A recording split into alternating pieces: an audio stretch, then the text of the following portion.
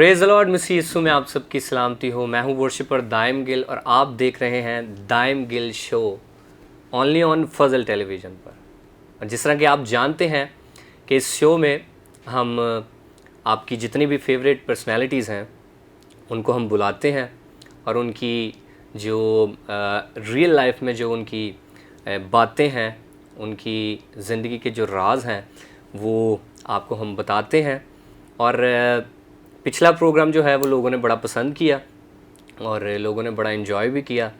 Hallelujah band के भाई moon Anthony जो थे वो अपनी ज़िंदगी के बारे में जो है काफ़ी चीज़ें जो हैं वो आपको बता के गए हैं। तो आज के गेस्ट हमारे बड़े खूबसूरत गेस्ट हैं जो कि मेरे बड़े फेवरेट हैं और आप सब लोग बहुत अच्छे तरीके से उनको जानते हैं, उनके गीत पसंद करते हैं, उनकी कॉम्पोजिशंस पसंद करते हैं और बड़े अच्छे खूबसूरत खुदावंद के प्रस्तार भी हैं। और उनकी आवाज़ जो है वो हमारी कम्युनिटी में, मैं तो यही कहता हूँ कि वो एक कह लें कि यूनिक आवाज़ है उनकी। ज़िशान भाई, आपको वेलकम करते हैं दाइम गिल शो में। Thank you brother Daim. आप कैसे हैं? मैं ठीक ठाक, खुदावंद का शुक्र है। आप कैसे हैं? मैं बिल्कुल ठीक हूँ। कैसा लगा आपको इस शो में आके? बहुत अच्छा लग रहा है और स्पेशली आज फ्रंट ऑफ द कैमरा हमारी बात हो रही है, ये वेरी फर्स्ट टाइम। जी बिल्कुल, और बड़ा अच्छा लग रहा है। खुदा उनका शुक्र है। अच्छा ज़िशान भाई, आप पे कुछ इल्ज़ाम भी हैं हो सकते हैं क्योंकि हमारा ये जो शो है वो फैमिली शो है तो जो हमारे व्यूअर्स हैं वो जानना चाहते हैं कि ज़िशान रफ़ीक जो हैं वो अपनी फील्ड में और रियल लाइफ में जो है वो क्या क्या चीज़ें जो हैं वो करते हैं अपनी लाइफ में। तो कुछ क्वेश्चंस जो हैं वो बड़े इंटरेस्टिंग है। कुछ लोगों ने पूछे हैं, हमें उन्होंने मेल्स किए हैं, मैसेजेस किए हैं कि हम आपसे पूछें। तो सबसे पहले हम अपने प्रोग्राम का आगाज़ करते हैं दुआ के साथ। तो मैं चाहूँगा कि आप ज़रूर लोगों के साथ जो है दुआ करें। जिंदा आसमानी जलाली खुदावंद, बहरोबर के खालिक और मालिक, हमारे प्यारे खुदावंद यीशु अल मसीह, हम तेरे शुक्रगुजार हैं मेरे खुदावंद हर उस सरफराजी के लिए, उस नाम के लिए मेरे खुदावंद जो तू हमें बख्शता है मेरे खुदावंद।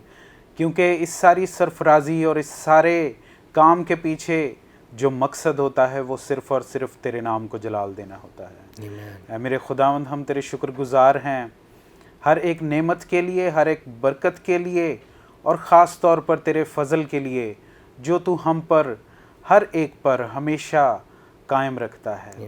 और मेरे खुदावंद इसी तरह फ़ज़ल टेलीविज़न की सारी टीम के लिए, ब्रदर दाइम गिल के इस खूबसूरत प्रोग्राम के लिए दुआ करते हैं कि इसी तरह से ये अच्छे अच्छे सेगमेंट्स और अच्छी अच्छी बातें जो हैं इस प्रोग्राम के थ्रू जो हैं वो अपने लोगों तक पहुंचाते रहें और देखने वालों को भी बरकत मिले और इस टीम को और फ़ज़ल टेलीविज़न की सारी मैनेजमेंट को, ऑनर्स को, सबको जो है इस प्लेटफॉर्म के वसीला से बरकत और बड़ाई मिले। ऐ मेरे खुदावंद, हम तेरा शुक्र करते हैं मेरे खुदावंद कि तू हमें वसाइल देता है कि हम मेरे खुदावंद घरों में बैठकर मेरे खुदावंद तेरे कलाम को दूर दूर तक पहुंचाने वाले बने। इसी तरह से हमारी मदद और रहनुमाई करना मेरे खुदावंद, हमारे कामों में और मेरे खुदावंद हमारी ज़िंदगियों में तेरा नाम जलाल पाए। ये सब कुछ मांगते हैं तेरे जलाली और पवित्र यीशु नाम में, आमीन आमीन। खुदावंद क्या शुक्र हो, खुदावंद की तारीफ़ हो। अच्छा ज़िशान भाई, हम अपना प्रोग्राम का आगाज़ करते हैं और पहला आपसे सवाल पूछना चाहूँगा कि आपने किस तरह आप सिंगिंग में, गॉस्पल इंडस्ट्री में जो है वो आपने कदम रखा? ये हिस्ट्री तो काफ़ी पुरानी है जी। मैंने अपना जो सिंगल फर्स्ट एल्बम किया था वो 2002 में किया था। ओके। मतलब कि जब मैंने लिखना और कंपोज करना स्टार्ट किया था जी। और गाना भी शुरू तभी किया था। तो 2002 में मेरा एक एल्बम था इल्तिजा के नाम से जी, जो मैंने अकेले ने किया था। और उसके बाद 2006 में उसके बाद हमारा एक बैंड फॉर्म हुआ सेवियर के नाम से जी, जिसमें मैं और हमारे जो फॉर्मर बैंड मेंबर हैं वकार पीटर गिल वो थे और सॉलमन मैसी एक हमारे जी। गिटारिस्ट थे। जी। और 2006 में ब्रदर एंथनी सुशील के साथ जी हम लोगों ने उसका म्यूज़िक अरेंज किया और उस एल्बम को एज अ सीडी रिलीज़ किया, क्योंकि तब चैनल्स नहीं थे और ये प्लेटफॉर्म नहीं थे सबके पास, तो इसलिए घरों में ऑडियो या वीडियो सीडीज़ पहुंचानी पड़ती थी। तो वीडियो का भी इतना ट्रेंड नहीं था, तो हमने लिहाजा ऑडियो में वो एल्बम रिलीज़ किया था। और उसके बाद 2011 से जब हालेलुया बैंड फॉर्म हुआ, तब मैं आउट ऑफ कंट्री था। जब मैं 2012 में पाकिस्तान आया तो फिर मैंने हालेलुया बैंड को ज्वाइन किया। बिल्कुल। फिर तब से कुछ लाइफ के सर्कमस्टांसेस ऐसे थे कि मुझे बैंड के लिए जी और अपनी फैमिली के लिए पाकिस्तान वापस आना पड़ा। तो मैंने फिर 2014 से जो है वो एक कंटिन्यू स्टार्ट किया विद द बैंड। ओके। अच्छा ज़ीशान भाई, एक बल्कि मुझे भी मैं नहीं जानता, इसलिए आपसे पूछ रहा हूँ, तो लोग भी जानना चाहते हैं। अच्छा, आप दुबई में थे? मैं बहरीन में था। बहरीन में था। अच्छा, वहाँ से फिर आप जब वापस आए फिर आपने बैंड जो है वो स्टार्ट किया? वैसे मतलब जब मैं विज़िट पे आया था तो मैंने 2012 में हमारा पहला सॉन्ग जब आया था रहबर, और फिर मतलब मैं साल में 2 दफ़ा आया था 2012 में, तो हमारे 2 सॉन्ग शूट हुए थे तब बने थे। फिर उसके बाद ये था कि 2013 में मुझे आना पड़ा, फिर मैं उसके बाद फिर पक्का इधर आ गया पाकिस्तान। फैमिली की कितनी सपोर्ट रही है आपको? फैमिली की सपोर्ट बहुत ज़्यादा रही है, बहन भाइयों की, पेरेंट्स की बहुत ज़्यादा सपोर्ट रही है जी। और उसमें ये था कि मेरे एक्चुअली जो पेरेंट्स हैं उनसे मैं काफ़ी अरसा दूर रहा हूँ जी, तो उनको मेरी काफ़ी जो एबिलिटीज़ थी उनके बारे में इल्म नहीं था जी। तो उनको हमेशा से मतलब मेरे जो फादर हैं वो हमेशा मुझे यही पूछते थे कि तुम्हें गाना भी आता है तो ये चीज़ बहुत ज़्यादा थी क्योंकि मैं थोड़ा सा अपने आप को हाइड रखता था जी, स्पेशली अपनी सराउंडिंग में जी। तो जब ये चीज़ फॉर्म हुई, इसमें मैं एक छोटी सी बात कहना चाहूँगा कि हम लोग एक हमारे बड़े अच्छे प्रेयर वॉरियर हैं जी, अंकल फजल उनका नाम है, उनके पास हम लोग गए जब हम लोग कमर्शियल काम करते थे तो हम 3 जो पार्टनर थे म्यूज़िक पार्टनर हम लोग गए तो उन्होंने 2006 के बाद की ये मैं बात कर रहा हूँ तो उन्होंने उनसे हम प्रेयर करवाने के लिए गए कि हमारा जो काम है वो कब सक्सेसफुल होगा, हमें इसमें कब पजीराई मिलेगी। तो उन्होंने जब हमारे लिए प्रेयर की तो उन्होंने एक बड़ी उस टाइम हार्ड एक आंसर हमें दिया जो उस टाइम हम लोगों को हम लोग उसको झेल नहीं पाए। उन्होंने कहा कि आप लोग जितनी मर्जी मेहनत कर लें आप इसमें कामयाब नहीं हो सकते, जो काम आप कर सकते हैं वो यही है कि आपने गीत गाए हैं, ज़बूर गाए हैं, आप वही गाएं। अच्छा। तो वो चीज़ उस वक्त हमारे लिए अनएक्सपेक्टेबल थी, हम लोग परेशान हो गए जी। तो वो काफ़ी अरसे के बाद जब हालेलुया बैंड की शक्ल में वो चीज़ सामने आई तो फिर रियलाइज़ हुआ कि नहीं ये बातें होती हैं ज़िंदगी में, हम जितनी मर्ज़ी कोशिश करें मगर होता है एट दी एंड वही है जो खुदा की मर्ज़ी है। बिल्कुल ऐसे। अच्छा ज़ीशान भी, वैसे तो बैंड के और आपके जितने भी सॉन्ग्स हैं वो सारे लोग बहुत पसंद करते हैं, जितने भी व्यूवर्स फजल टेलीविज़न पर देख रहे हैं। तो उनमें से एक गीत जो है, वैसे तो हमें सारी पसंद है, उसमें से एक गीत रब जाने हाल दिला दे। जी जी। अच्छा, उसकी मेरे ख्याल से अंतरे की फर्स्ट लाइन चेंज हुई है। अंतरे की भी और अस्थाई की भी। वो क्या उसकी वजूहात है? क्या वो ये था कि उसमें क्योंकि इसमें एक अंतरे में कुछ अल्फाज हैं कि जैसे कब्रों पे दिए जलाना जी, तो क्योंकि अगर हम बाइबल के मुताबिक इवन शरीयत के मुताबिक भी देखें तो ये सब चीज़ें बुत प्रस्ती के ज़मरे में बिल्कुल ऐसे। तो वो ये था कि मैंने उस वक्त जो बड़ों से सुना हुआ था, जो हम लोग खादमीन से सुनते आए थे, वो चीज़ को मैंने टू द पॉइंट लिख दिया था जी। तो वो फिर बाद में मुझे जो समझदार लोग थे मेरे इर्द गिर्द उन्होंने कहा कि नहीं इस बात को थोड़ा सा आप इजी वे में लिखो ताकि लोग एक्सेप्ट कर सकें। बिल्कुल। कि आप इसको इतना हार्ड मत लिखो कि सुनने वाले को लगे कि शायद मैं ये काम कर रहा हूँ। बिल्कुल ऐसे ही। तो उन्होंने कहा कि ये आप इसको थोड़ा सा, तो वो उसमें फिर काफ़ी चेंजेस लेके आने पड़े जी थे। बिल्कुल ऐसी, क्योंकि एक हमें मैसेज आया था जी कि रब जाने हाल दिला दे, हाँ जी। कि बहुत लोग जो हैं ये इसको सुनते हैं, और मोस्टली जो है वो बैरून मुल्क जो हैं हाँ जी। वो लोग हालेलुया बैंड के जो हैं वो काफ़ी गीत जो है वो सुनते हैं।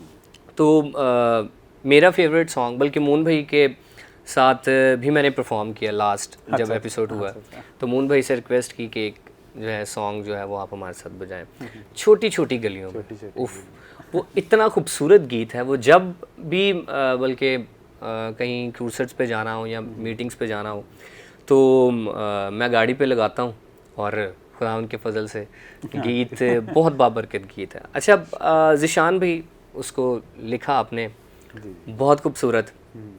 क्या थॉट था माइंड में इस गीत के वसीला से?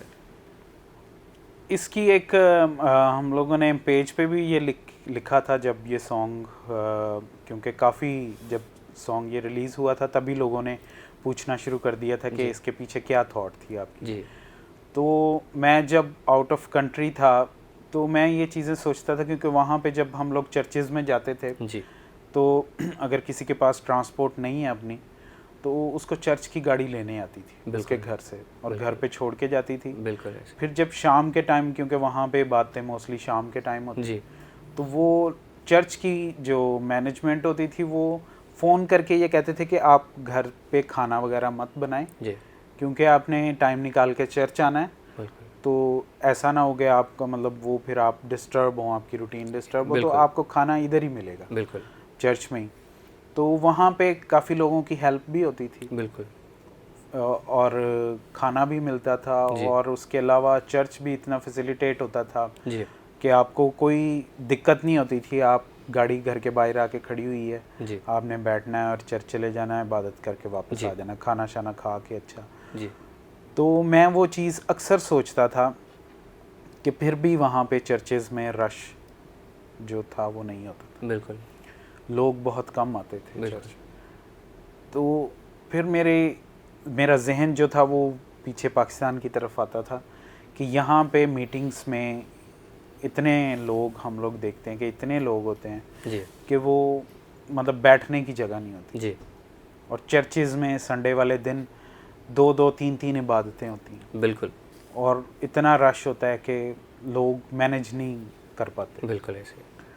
और कहाँ कहाँ से लोग आते हैं कुछ किसी को कुछ नहीं पता होता। पता ही नहीं। बिल्कुल तो मैं ये चीज़ सोचता था कि ना तो ट्रांसपोर्ट अवेलेबल होती है, बिल्कुल ना पता होता है जब एक बंदा चर्च से निकलता है उसको नहीं पता होता मैंने कैसे चर्च में बिल्कुल। जाना है। अगर तो उसके पास ट्रांसपोर्ट है तो वो चला जाता है, अदरवाइज़ उसको ये पता ही नहीं होता कि मैंने कैसे जाना है, कैसे वापस आना है, कितना टाइम लगेगा। दूर दराज इलाकों से लोग आते हैं, पैदल सफ़र करके लोग मीटिंग्स तक, बातों तक पहुंचते हैं। तो ये चीज़ मेरे जहन में बहुत आती थी, और फिर स्पेशली क्रिश्चियन एरियाज़ में संडे वाले दिन या शाम के वक्त रोज़ाना ही जब हम निकलते हैं पैदल कहीं से सफ़र करके जा रहे हैं, तो गलियों में से जिस गली में भी एंटर हों वहाँ से इबादत की, गीत गाने की आवाज़ आती है। तो वो चीज़ मुझे बहुत ज़्यादा, मैं उस चीज़ को मिस करता था भाई, और मैं सोचता था कि नहीं, ये इस चीज़ पे, इस टॉपिक पे कुछ होना चाहिए कि इस हम लोग बता सकें कि हम लोग जो पाकिस्तानी कलीसियाँ हैं, हमारे अंदर जो एक जज्बा है वो एक बाहर की कलीसिया में नहीं हो सकता, क्योंकि वहाँ पर लोग फैसिलिटेट होते हैं, वहाँ पर लोगों के पास बहुत सारे वसाइल होते हैं, ऐसे ही। उसके बावजूद वो बड़ा काम करते हैं। मगर हमारे पास वसाइल नहीं होते फिर भी हम बढ़ चढ़ के काम करते हैं। तो इस लिहाज से मैं हमेशा से पाकिस्तानी कलीसिया को बाकी कलीसियाओं से सुपीरियर जानता हूँ, बिल्कुल और मैं जानता हूँ कि ये ज़्यादा टफ़ और ज़्यादा मेहनत से काम करते हैं। Praise God. तो यही वजह थी इस सॉन्ग को लिखने की, जिसमें जहाँ तक मुझसे मुमकिन हो सका मैंने डिस्क्राइब किया। Praise God. और इतना खूबसूरत गीत है, इतना प्यारा गीत है, तो हम जितनी दफ़ा भी सुनते हैं हम बहुत ज़्यादा ब्लेस्ड जो है वो होते हैं, पूरी फैमिली बल्कि, और जितने भी लोग देख रहे हैं वो भी जो है वो ब्लेस्ड होते हैं। और आइए इसके साथ हम एक छोटा सा ब्रेक लेते हैं और ब्रेक के बाद फिर आते हैं, फिर ज़िशान भाई के साथ बातें करते हैं। कहीं मत जाइएगा, आप देख रहे हैं दाइम गिल शो।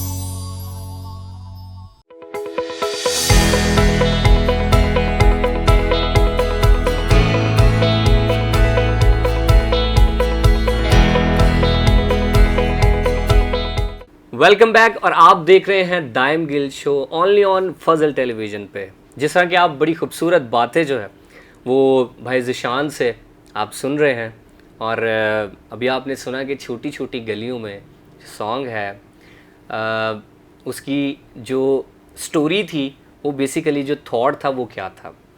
तो आइए फिर से ज़िशान भाई के साथ हम बातें करते हैं और आपको फिर से वेलकम बैक कहते हैं। Thank you. तो ज़िशान भाई, मैं आपसे ये पूछना चाहूँगा कि आप खूबसूरत लिखते हैं, खूबसूरत कंपोज़र भी हैं, तो पहले लिखने से स्टार्ट करता हूँ कि लिखना आपने कैसे स्टार्ट किया, उसके बाद आपकी जर्नी क्या है? लिखने का ये है कि काफ़ी मतलब बचपन से ही मुझे शौक़ था पोइट्री का। जी। तो जब मैंने वही मतलब फर्स्ट टाइम मतलब वही बात है कि जब मैंने अपने एल्बम के हिस्ट्री बताई है सॉन्ग की, तो 2002 में जब मैंने अपने गीत, तो मैंने यही सोचा कि मैं खुद से गीत बनाता हूँ, लिखता हूँ और फिर उनको खुद ही गाता हूँ। जी। तो तब मैंने एक्सपीरियंस किया, जो कुछ चर्चेज़ में सुनते आए थे या घर में जो बाइबल की टीचिंग या स्टोरीज़ पता थी उनके अकॉर्डिंगली लिखना शुरू किया। जी। फिर इसी तरह से मैं 2013 तक ऐसे ही लिखता रहा हूँ जी। इसी बेस पे, जो एक बचपन से चर्चेज़ में सुनते आए थे बातें या जितनी मसीही तालीम ली थी बचपन से उसके मुताबिक ही लिखता है। जी। तो जब हमारा बैंड फॉर्म हो गया और हम लोगों ने पॉपुलैरिटी गेन की, लोगों तक पहुंचने शुरू हुए, यहाँ तक कि फिर लोगों ने डिमांड करना शुरू किया कि हमारे लिए भी आप गीत बनाएं, हमारे लिए भी लिखें। जी। तो उस टाइम पे फिर मैं सोचने पे मजबूर हो गया कि अब चूँकि एक बोझ जो है वो कंधों पे लद चुका है, तो अब इसको कैसे निभाना है। जी। उसके लिए फिर मैंने अपने आप को फॉर्म करना शुरू किया, चेंज करना शुरू किया।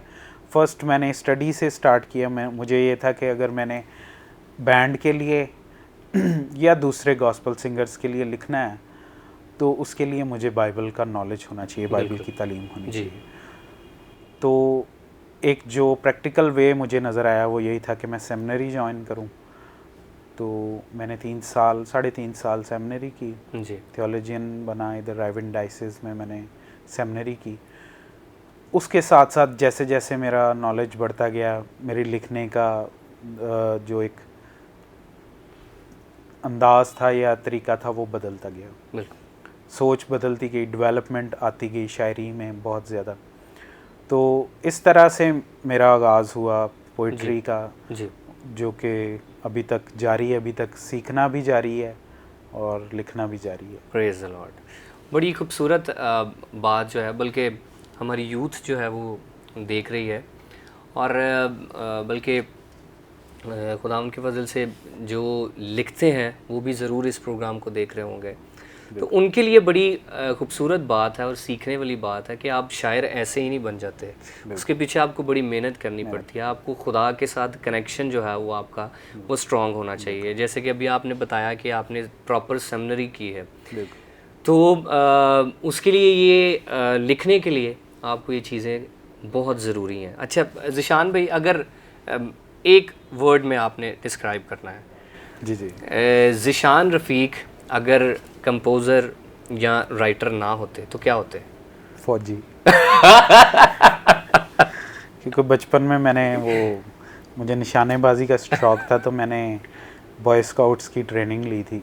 ओके। तो मैं लेफ्टिनेंट के लिए गया था, ये हमारे मुल्तान जोन में हुए थे इंटरव्यूज़। जी। तो मेरा बाजू फ्रैक्चर्ड था बचपन से, तो मेडिकल सारा मेरा क्लियर हो गया था, सिर्फ इस वजह से कि मेरा फ्रैक्चर्ड था, बॉडी में 2 फ्रैक्चर थे, इस वजह से मुझे निकाल दिया था उन्होंने।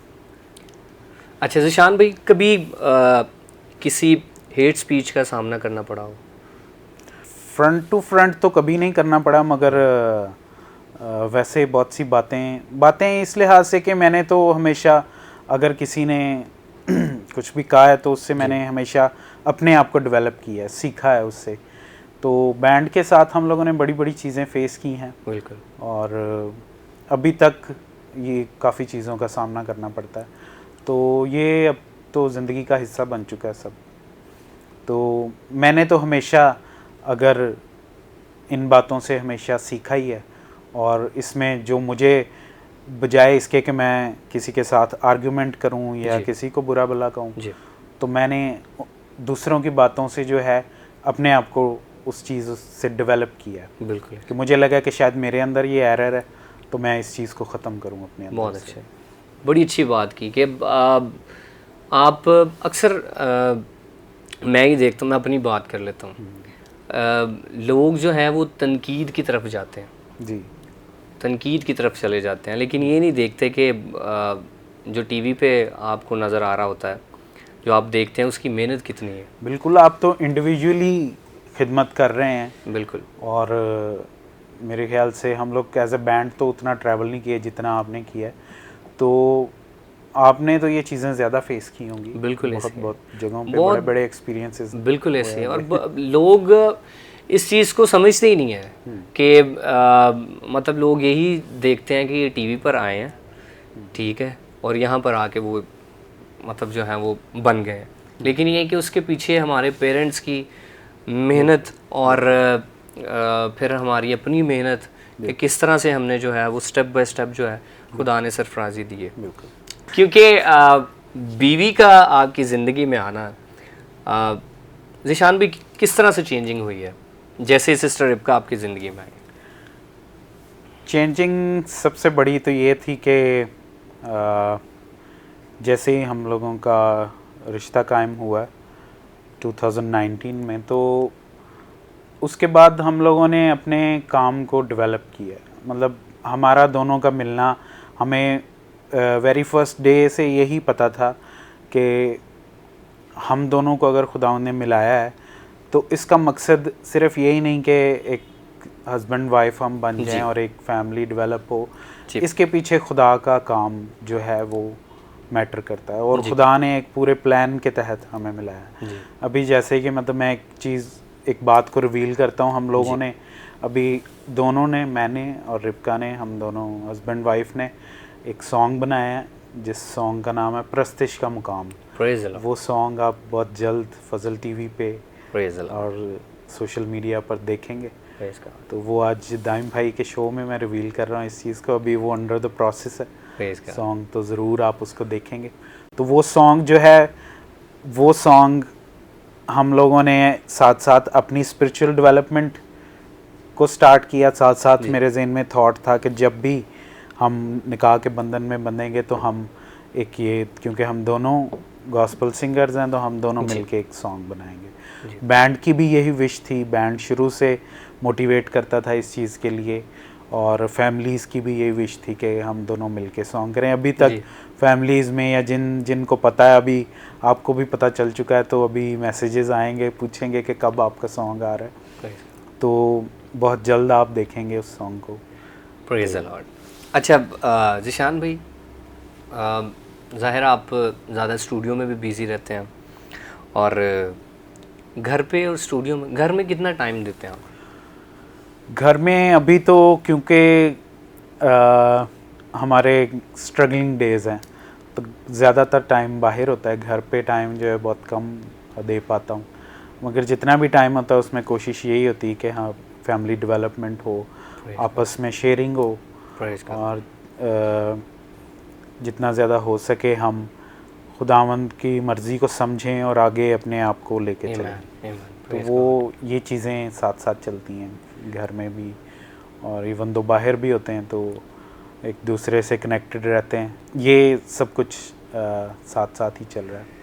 ज़ीशान भाई, पाकिस्तान में जो हमारे वर्शिपर्स हैं और बल्कि जितने भी लोग जो हैं वो स्ट्रगल कर रहे हैं सिंगिंग में, या कॉम्पोजिशंस का किसी को शौक़ है कि वो बनाना चाहते हैं, पोइट्री का शौक़ है, तो उनके लिए कोई मैसेज, क्योंकि आप कंपोज़र भी हैं, कंपोज़र भी बहुत खूबसूरत, और पोइट भी आप बड़े खूबसूरत हैं।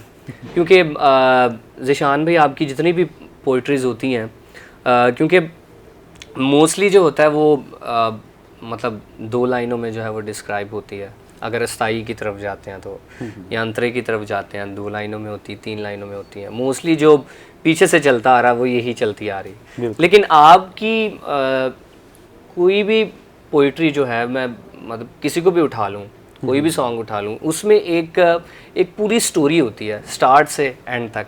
तो लोग जो हैं, जो नया टैलेंट है, उनके लिए आप किस तरह वो लिखना चाहें, क्योंकि लोग जो है वो जानना चाहते हैं किस तरह लिखें वो? मैं तो अपने तजर्बे से यही कहूँगा कि मैंने जब लिखना शुरू किया था, जैसा कि मैंने पहले भी बताया कि मेरे लिखने में काफ़ी कमी थी, जो कि मुझ में यही मुझे नज़र आती थी कि मेरे पास बाइबल की तालीम नहीं है। तो उसको मैंने हासिल किया, और एक मैं पैगाम, क्योंकि मैं सेमिनेरियन भी हूँ, तो आप कह सकते हैं कि मैं एक खादिम भी हूँ जी। तो उस लिहाज से मैं एक बात कहना चाहूँगा कि हर इंसान, क्योंकि मैंने बहुत मुश्किल से रीच किया था जहाँ पे मैंने स्टडी की है। मैंने ऑलमोस्ट 5 से 6 शहरों में जाकर स्टडी करता रहा हूँ। मेरे टीचर्स थे वहाँ उन शहरों में जिनके पास मैं जाता रहा हूँ जी। तो क्योंकि मुझे इनरली सेटिस्फेक्शन, क्योंकि जब आप किसी चीज़ की तलाश में निकल पड़ते हैं तो फिर आपकी उसमें इंटरेस्ट बढ़ता जाता है जी। तो हर बंदा वो स्ट्रगल नहीं कर सकता, या उसके पास रिसोर्सेज नहीं है। तो मैं यही कहूँगा कि आप अगर लिखते हैं, कंपोज करते हैं, कंपोज करने के लिए तो यही है कि सेंस ऑफ म्यूज़िक अच्छा होना चाहिए, जो एक बड़ी कॉमन बात है। तो लिखने के लिए स्पेशली जब आप गीत लिखते हैं, तो जिस चीज़ से मैं अभी तक जो मेरी मेन गाइडलाइन है वो ये है कि अगर मेरे जहन में कोई लाइन या कोई लफ्ज़ आता है तो मैं उसको बाइबल में तलाश करता हूँ, क्योंकि कोई भी थॉट ऐसा नहीं है कि जो बाइबल में मौजूद नहीं है। तो आप उसको बाइबल में तलाश करें और उसको फिर बाइबल के थ्रू करेक्ट करें। बिल्कुल, कि अगर आपको लगे कि इसमें कोई कमी बेशी है या ये थॉट एग्जैक्टली नहीं है जैसा कि मैं लिखना चाह रहा हूँ, तो आप उसको बाइबल में तलाश करें।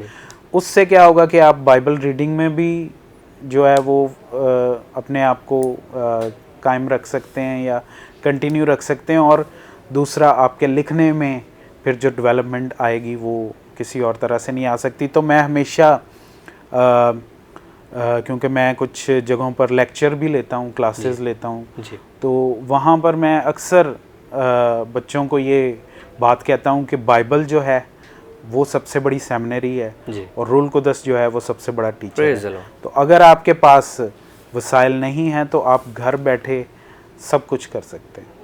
आप बाइबल स्टडी करें, फिर आप के अंदर जो खुदा ने टैलेंट भरा है लिखने का, आप उसके थ्रू लिखें। अपने लिए लिखें, दूसरों के लिए लिखें, लिखते रहें। कहीं ना कहीं मैं आज भी 4-5 साल पुरानी पोइट्री आज भी कहीं ना कहीं मेरे काम आ जाती। तो इसी तरह से होता है, राइटर्स इस चीज़ को बड़े अच्छे तरीके से समझते हैं। तो ये ख़जाना होता है, इसको आप लिखते रहें और कहीं ना कहीं ज़रूर वो चीज़ फल लेके आती है। बल्कि आपकी बात ही बड़ी करूँगा, मेरे पापा जो है, मेरे वालिद साहब कहते हैं कि जो पोइट्री होती है वो आपके बेटे बेटियों की तरह होती है। बिल्कुल ऐसे। तो ये बड़ी बड़ी बात है। तो आप लिखें, आपको बड़ा खूबसूरत मैसेज जो है वो ज़ीशान भाई ने दिया, और दिल तो नहीं कर रहा कि आपसे बातें जो हैं वो हम ख़त्म करें, क्योंकि इतनी चीज़ें जो हैं वो मुझे भी सीखने को मिल रही हैं, और जितने व्यूवर्स जो हैं वो फजल टेलीविज़न पर देख रहे हैं वो भी बहुत कुछ सीख रहे हैं, और आपकी बातों से जितने पेरेंट्स जो देख रहे हैं वो अपने बच्चों की तरबियत जो है वो अच्छी कर रहे हैं। तो मैं खुदावंद का शुक्र करता हूँ और खुदावंद की तारीफ़ करता हूँ कि आज का सेशन जो था हमारा वो बड़ा खूबसूरत रहा है। ज़िशान भाई आपका बहुत शुक्रिया थैंक यू दाइम गिल शो पर आने का, फजल टेलीविज़न में आने का। Thank खुदावंद आपको बहुत बरकत दे, आपको और सिस्टर रिबका को बहुत ज़्यादा बरकत दे। आपको भी खुदावंद बहुत ज़्यादा बरकत Thank दे, you so आपकी much. फैमिली को। Thank you. इसी तरह से आप भी अपने काम में और खुदावंद के नाम के जलाल के लिए आगे बढ़ते रहें। आमीन। Thank you so much Zeeshan भाई आपके प्यार के लिए। Thank you. और हम आपसे इजाज़त चाहते हैं, तो बल्कि जितने भी व्यूवर्स जो हैं वो देख रहे हैं, मैं आपसे इजाज़त चाहता हूँ। और अगले प्रोग्राम में हम मिलेंगे नए गेस्ट के साथ, नई राज के साथ, नई ज़िंदगी के जो कुछ उस तरह के लम्हात हैं जो उनकी ज़िंदगी में जो हैं वो मुश्किल थे या हसीन थे, वो नए गेस्ट के साथ जो है वो आपके साथ शेयर करेंगे। सो मिलते हैं अगले प्रोग्राम में, और देखना ना भूलिएगा Daim Gill show only on Fazal television पे।